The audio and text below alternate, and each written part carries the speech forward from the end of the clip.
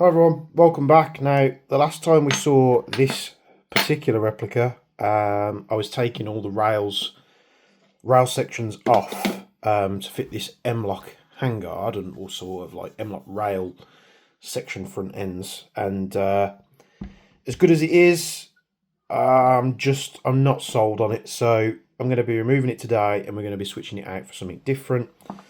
So we'll take a gander and start pulling this off. As nice as this set is, the sort of shallower M-lock slots on the side just kind of annoy me to the point where I think I'm going to go a different direction. So we'll be taking a look at what I've decided to go for in just a moment. But first, we're going to pull off this set. And maybe from the thumbnail, you'll get an idea for what I've gone for. But I'm just going to have to remind myself how I did all this. But I'll try and blank it out to leave a little bit of mystery, but who knows, there's very keen-eyed viewers and they pick up on this stuff pretty much straight away. So I need to remember how this was done. From memory, I think it was these two screws here that we'll need to loosen off to get the barrel set out. It is a very futuristic looking front end. I don't quite think it's for me. If maybe it was more, and you can feel it, there's like a step in the rail where this is thinner than what this is. I just wish they'd made it a bit thicker to give you proper M-lock slots. Now, a lot of people, that probably wouldn't bother you at all. But, yeah, we'll pull it off. Less talk, more action. If I can remember what the sizes are for all these bits and pieces. I think I need a 3mm. So we've got 1.5, 2.5, that's a 2, and that's a 4. Right, is that it? There it is. Problem is having too many tools.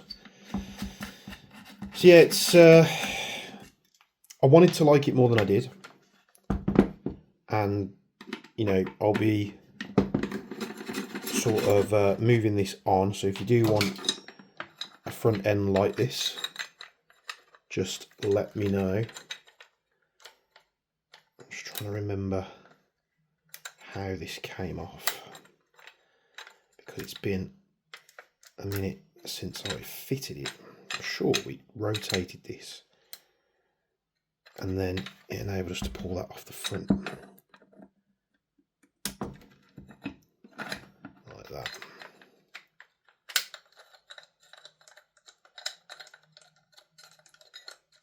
Because I'm sure I took the I could have sworn that I took the front, all the gas block apart last time, and that wasn't the way to do it. Let it go the other way. Really am struggling to remember. That's it, that came out, didn't it? There we go. That comes out. We can remove the barrel set.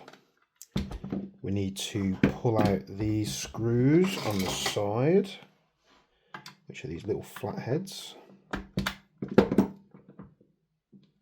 Not a fan of flatheads, they always like to slip on you. Apologies if my arm's in the way here. And I was thinking about what I could do different with this, because I've got loads of rifles. How could we go about doing this slightly differently?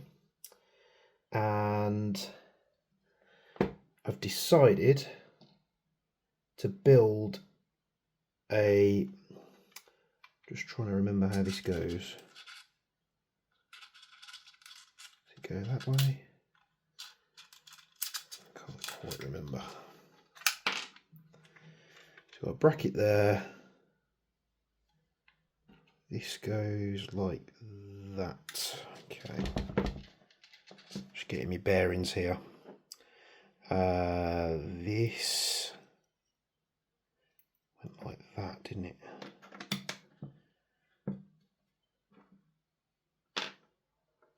Was it these screws? I can't remember. Right, let's pull the other side off first.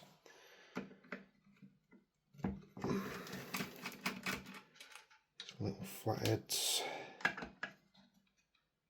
And it's basically, I'm trying to concentrate as I do this, so apologies. I'm deciding what I'm going to be taking with me to this event in May.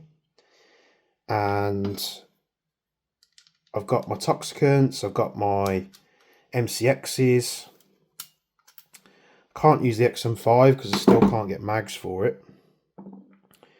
But do I need to watch this? Was it those ones? I think it was those ones. So we can take one of these brackets, line that up properly, like that. Set the side rail of these, dependent on side. I don't think so. I think they're the same. Got these spring-loaded tensioners. I've got 4 of these screws, so these must be the ones. 2.5. Just get this loosely on here.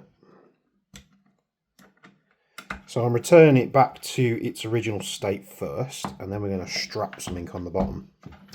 Some of you might not like it, some of you might like it,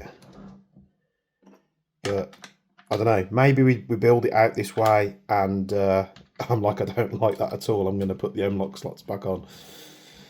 I just, having put that on the side and then use this specific rail, which they only give you one, which means you couldn't mount stuff on both sides. The whole reason I went for this was to just be able to mount normal M-lock stuff on the side. And of course, with this kit, I can't do that, so it's kind of pointless. And if I knew that it was a narrower M-lock slot, I wouldn't have purchased it in the first place. Let's put it that way. So we're putting these polymer rails back on, like that. We have a mounting bracket. Which way does this go? I believe it's that way. So we can put the barrel set back in place. Like that, and then we can slide this piece in. Like so. This one is actually, might not look it, but it's actually a better fit than this one. This one's too narrow, so the receiver would get pinched together.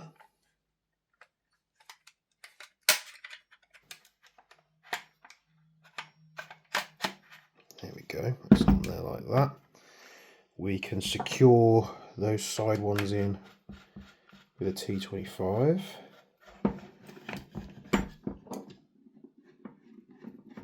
I believe.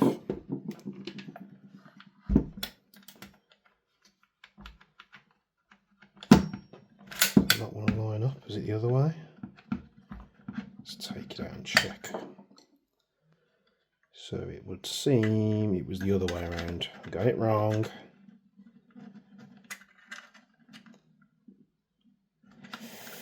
Just try to get this bracket in. I am failing here today on this weekend. The sun's getting to me, I think. There we go. So we can now screw these in. Yeah, there we go. So like ratcheted on those springs, so we won't really have to go massively tight on them.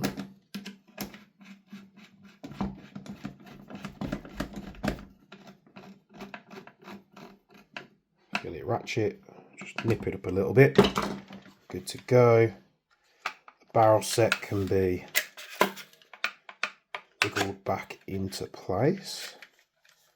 I believe that's right. Let's check these screws. There we go. And I will need to pull all this off again, because I do want to change the hop and barrel parts. But for the purpose of this video, we won't get into that today. That's if I decide to take this rifle with me, which I'm hoping with what I do today makes sense of taking it alongside another, you know, AR. That's all that back together. We've got the normal rail. So this goes on like that. We did keep the Torx screws on there from before, we didn't swap them out. And yeah, we are back to normal. 1 and 2. We can put the look. I don't know why I took the lower off. I think it was in my head it was going to be easier, but there we go. So we're back to normal. Standard scar there. I'm going to take these components and try and get them in here. Let's take this little bag. We've got the rail slot, we've got the screws that it came with. I don't think we ended up using. Let's get these flatheads out so we don't lose them. Ooh. Like that. You know, the machining on the parts and everything's nice, apart from the bit of a tolerance difference in that front bracket, which does cause a little bit of an issue. I mean, you could just switch this part out maybe and have a M-lock bottom. Thor did design one of these that would do that, basically suit that purpose. We'll get this to one side. So, what new direction are we going in with the scar? And let me tell you, boys and girls, I've kept you on hook long enough. Ta-da! We are going to EGLM this bad boy. Now, this is the VFC branded EGLM. I've had one of these VFC EGLMs before, so I know that they are pretty good quality. I'm just hoping that it fits this scar. So we have the launcher in here. We've got a little bubble wrapped package. If I can get this bloody thing apart. What's in here? I'm guessing maybe a trigger or something. Oh, that's another thing I ordered that I completely forgot about. So this is a QD sling swivel point. Completely forgot I'd ordered that. Right, we've got a manual. We'll set this box to one side. We'll take a quick look at this. Do we need to? Probably not.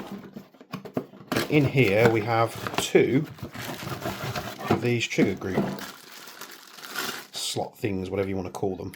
One's for a SCAR L and the other one is for a SCAR H. So if you've got a SCAR L or H, this set comes with both magwells, and you can also get this kit as a deluxe, which comes with like the standalone launcher part. Lock that in there. It's not too bad of a colour match either, is it? Take the EGLM out. This is going to bulk this rifle up, but I've always loved these EGLMs. Comes from like many video games. I used to run scars and M4s with an EGLM that I'd converted to basically with just epoxied like a metal plate in the back here, and we used to use it to fire like the mortar shells. So with these, you've got a latch on the side, you hit the latch, it comes forward, and then you can tilt it to get your shells in, or you can press this tab on the top here and slide the whole unit off. You can see this is like a, I think it goes one way. I can't remember if you can change it to pivot the other way. Maybe you can. And you see as it goes in, it turns, like it rotates to lock it in place. There we go. So this thing, we need to do this a certain way where everything fits into place. So this pin, we pull that out. I'm guessing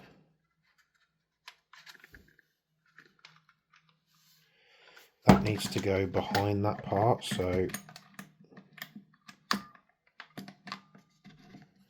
like that. And then we pop this pin in, and then we'll just check it. So it works.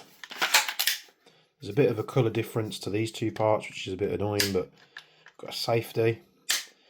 And the moment of truth, I have no idea if this will actually work, but here we go. And what we do, we whack this onto the scar, we pull the two tabs on this side. It's a nice tight fit. The main concern with these, especially when you get like the ACM ones, is they're not gripping hard enough. And look at that bad boy. Ooh. Can we still put the mag in?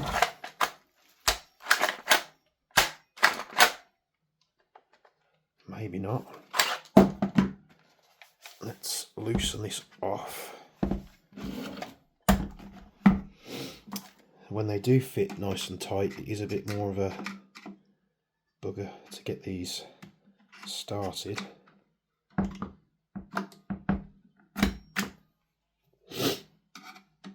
So we'll pull these tabs. And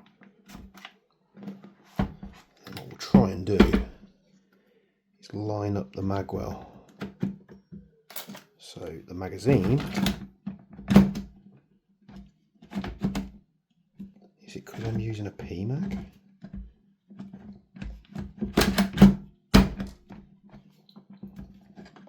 I think it might be because I'm using a P mag. So let's grab a normal mag.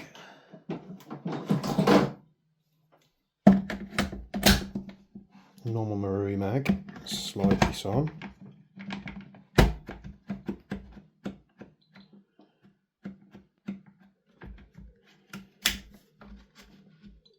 Pull the tabs.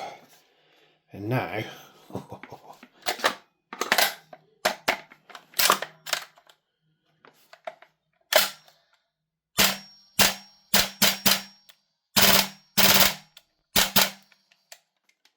need to sort that spring twang out, but now we have a Scar L or Mark 16 with an EGLM. TM mags go straight in. It does cover a lot of the mags, so your mag changes aren't going to be as easy. You're going to get a bit of an increase in difficulty level doing this. The only thing that's annoying is it doesn't quite fit the P mags for whatever reason. It just doesn't want to work. So maybe, I mean, I probably wouldn't use P mags. Maybe we need to just modify the thing slightly. I'm not quite sure why it's not going in, but I wouldn't really use this mag. I'd be using Marui mags. Just this slide in nice and easy. And there we go. It's a bit tan on here, but I think it kind of goes with the multi-tan colour scheme. We've got safety. We can use it as normal, and then the idea is to maybe I can shoot my tag rounds out of this without having to carry another launcher. And I just think what I'll have to do is flip the camera around in a bit and show you, but I just think this just makes it a little bit more special, you know. So VFC EGLM goes straight on. It gets caught up on the GMP mags for whatever reason. What I could try is those Lancer mags. What did I do with them? Down here. Let's try a Lancer mag. See if this fits in. That fits in just fine as well.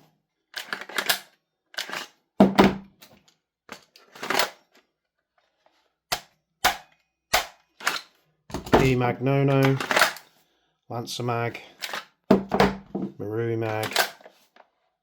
Yeah, it's fine. I've only got one of these, 10 of these mags anyway, so that's no drama. I kind of expected some kind of jiggery pokery as much. But let's flip the camera around so you can see this a little bit better. So I'm gonna have to take a step back here, but yeah, I just think it gives. I've always loved the Scar with the EGLM. It's just something cool about it. Even if I'm not using the launcher, I've always found the grip on the EGLM very comfortable, nice and girthy. But you know, you've got to put like an optic on here, like a red dot or something, and that is a Guns Modify Scar L MWS with a VFC EGLM. And what's not cool about that? And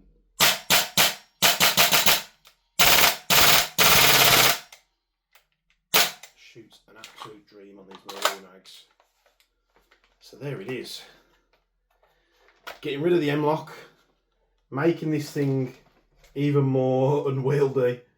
But I don't know if anyone's actually done this to their GM Scar L yet, but there you have it. Guns Modify, Scar L, Grenadier, whatever. I'm not sure the designation for the real one, but it just makes it something a little bit more different, because I don't, on all my other MWSs, I don't have anything with a tube on it. And if I do decide to shoot some tag rounds, I have to take a standalone launcher or something like that. Where if I want to shoot some tag rounds, I just take this out instead, and happy days. So there you have it. VFC, EGLM.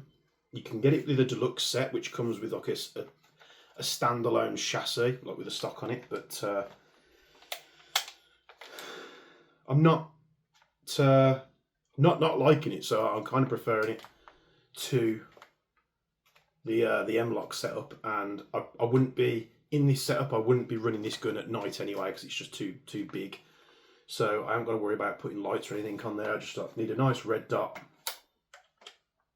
to finish it off, and we're good to go. And then we need to do some internal components on the barrel. We need to grease up that nozzle spring because it's quite noisy. And oh, actually, I forgot to put on the. This is a Top Shooter CNC steel QD rear sling mount for the Cybergun GM FN Scar, and this basically just gives you a QD point. I think what I'm going to have to do is get another one maybe, and this just gives you a QD point on the opposite side there, which is perfect for what I need. Completely forgot I'd ordered that, so if I didn't find that in the box or check it, I would never have questioned it. Sign off there. Happy weekend. I mean, I'm pre-recording a lot of episodes just so I can stagger them, because I'm busy tomorrow on the old. I've got to clean the garage out, so I'm probably not going to do much videos on Sunday. So there you have it. Wicked, innit? Thanks for tuning in. Hope you like it. Like, comment, subscribe. Let me know if you like it down below. Check out the link in the description. Join the Egg Pigeon Discord. And from me and Bench, we'll be seeing you in the next one.